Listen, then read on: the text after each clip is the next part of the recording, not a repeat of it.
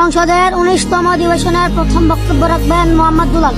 মাননীয় সদস্য, আপনার সময় 1 মিনিট। ধন্যবাদ মাননীয় স্পিকার। মাননীয় স্পিকার, আমাদের বাংলাদেশ যা শুধুমাত্র একটি দেশ নয়, এটি সৌন্দর্য, ইতিহাস, সংস্কৃতি ও ভালোবাসার প্রতিচ্ছবি। সবুজে ঘেরা মাঠ, নদীর বুকে ভেসে যাওয়া নৌকা আর মানুষের আন্তরিকতা গড়ে তোলে এই দেশকে আরো অপরূপ সৌন্দর্যে। তবে অত্যন্ত দুঃখের সঙ্গে বলতে হচ্ছে, আজ এদেশের বেকার যুব সমাজের কারণে এবং আইনের অবহেলায় দেশ সঠিক পথ চলায় ব্যর্থ। ফলে দেশ উন্নত হওয়ার পিছনে দেশ ধীরে ধীরে ধ্বংসের দিকে তলিয়ে যাচ্ছে। মাননীয় স্পিকার, আজ আমি এই সংসদে কিছু গুরুত্বপূর্ণ বিষয় নিয়ে আলোচনা করতে চাই, যে বিষয়গুলো এড়িয়ে যাওয়ার কারণে আজও আমাদের দেশে উন্নয়নের ছোঁয়া পায়নি। মাননীয় স্পিকার, আমরা সেই বাংলাদেশি যে দেশের প্রধান কাজ হলো চুরি, ছিনতাই, খুন খারাপি এবং চাঁদাবাজি, যার কারণে আজ আমরা পার্শ্ববর্তী দেশগুলির মধ্যে শত বছর পিছিয়ে আছি। আমরা সেই বাংলাদেশি যে দেশের নাগরিকরা দেশের উন্নয়নের কথা চিন্তা না করে খেটে খাওয়া মানুষদের উপর অন্যায় অত্যাচার করে তাদের মুখের খাবার কেড়ে নিয়ে আসে। আমরা সেই বাংলাদেশি মাননীয় স্পিকার, যে দেশের আইন মোটা অঙ্কের টাকা দিয়ে কেনা যায় আর সাধারণ মানুষ নিরাপত্তা থেকে বঞ্চিত হয়ে যায়।